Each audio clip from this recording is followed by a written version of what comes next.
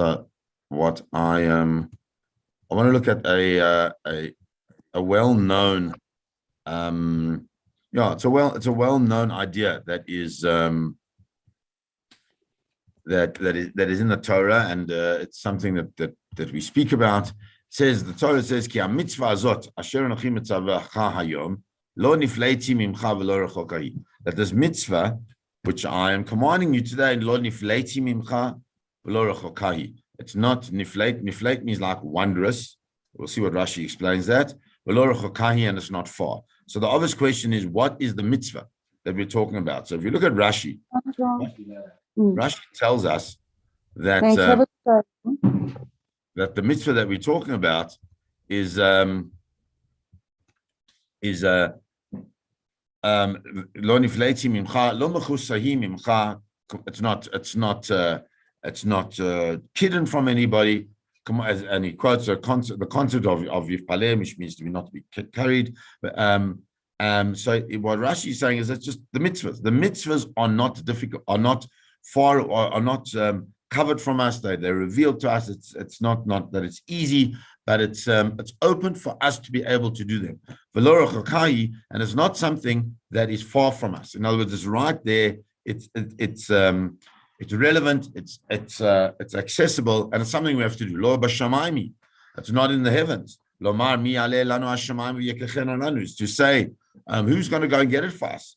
And then we'll listen to us and we'll do it. As Rashi explains, lo b'shamayim hi shi'ilu hayata b'shamayim. If it wasn't shamayim, hayita tzarich la'alot acharei v'le'lamda. You'd have to go to all the way up to Shemaim Lamda in order to learn it.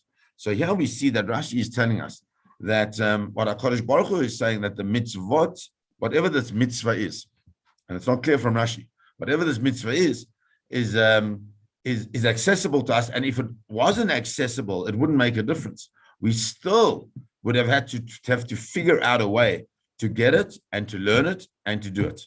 Because at the end of the day, the mitzvot are the things that HaKadosh Baruch Hu gives us to do, and therefore we don't have an easy patur, we don't have an easy exemption of them, even if it's far away, even if it's a veloma ever alayam. And not only that, it's not over the seas. That's because the same thing Rashi is saying, that if it was across the seas, we'd have to go and get it. What? Ki karov alecha davar ma'od beficha bilvavcha lasoto. Ki karov alecha adavar ma'od. What does it mean that it's close to you? Says Rashi, HaTorah nitna lachem b'ksav u'ba'al peh. That the Torah is given b'ksav u'ba'al peh. The Torah was given to you both in its written form and in its oral form. So what does that mean? So it's clear from Rashi that what we're talking, this mitzvah, is the learning of Torah, at least.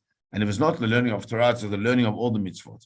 And what Rashi explains, that what does it mean, ki karav eilecha, that it's close to us to do, is that sometimes we don't realize that the gift that we have of the Torah shebichtav, that's the Torah that's sitting in the Aron Kodesh, and the Torah shebaal peh, is that the Torah shebaal peh is this oral tradition that's passed down from one generation to the next generation.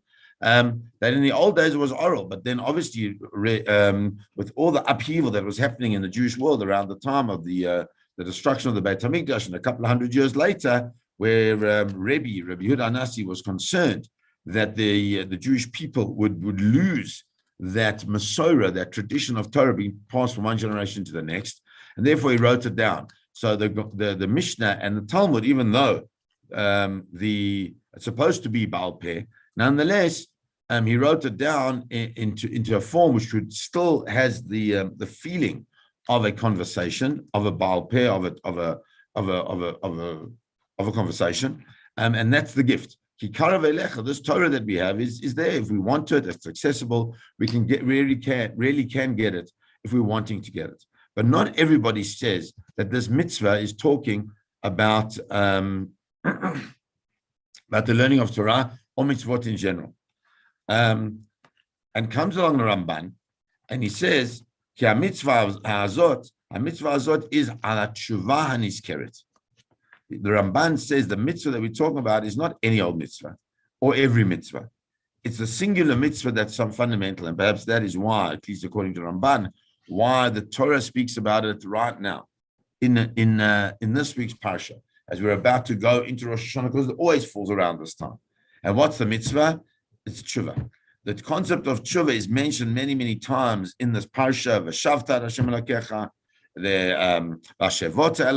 this concept of tshuva, this concept of returning in some way to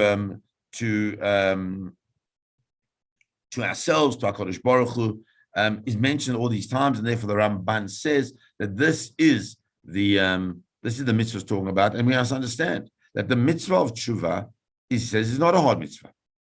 It's not a difficult mitzvah. It's not so wondrous, it's not so hard, but rather it's really there. It's really there. All we have to do is want to do it. As he says that we have to take it on in order to do it for all generations. It's up to us, and it's completely up to us. It's like everything else. If we want to put the work in, so then we can put the work in, and it's not so difficult the way he wants to explain. What does it mean? This concept of lo b'shamayim v'lo me'ever layam. Why does the Torah use these two terms? Lo b'shamayim, that's where the stars are. V'lo me'ever layam is crossing over the sea. So I saw from some of the Mefarshim, they explain that what lo b'shamayim he means that our relationship with Hashem is not one that is based on the shamayim. What is the shamayim? The shamayim are the kochavim, are the mazalot, all the different the zodiac signs, all things like that. That's not the way our relationship with Hashem is. Our relationship with Hashem is not a like a I don't know, up in the air, esoteric kind of relationship. And it's not something that is so far away that it's difficult to somehow contemplate, but rather it's there, it's with us together. It's right there, it's close to us in order to do. And what that means, explain those Mefarshim, that the Torah is, that the concept of Torah and the concept of our spirituality is not something that we should see as being so ethereal or so high up or so somewhere that somebody else would have to go and get it for us. Who can go up to Shamayim and get it for us? And then and they'll teach it to us and we'll do it. No, that's not the way the Torah works. It's not about muzzle, and it's not about esoteric ideas. It's about a very practical way of living our lives in order to achieve a closeness to ourselves, to HaKadosh Baruch Hu, the people around us, to achieve meaning in our lives. And also, it's not so no one else can do it for us. There's no we don't believe in messengers. We don't believe in having somebody else do it. We have to do it ourselves. In what? Beficha, in our mouths, ubilvavcha, and in our hearts, la'asoto.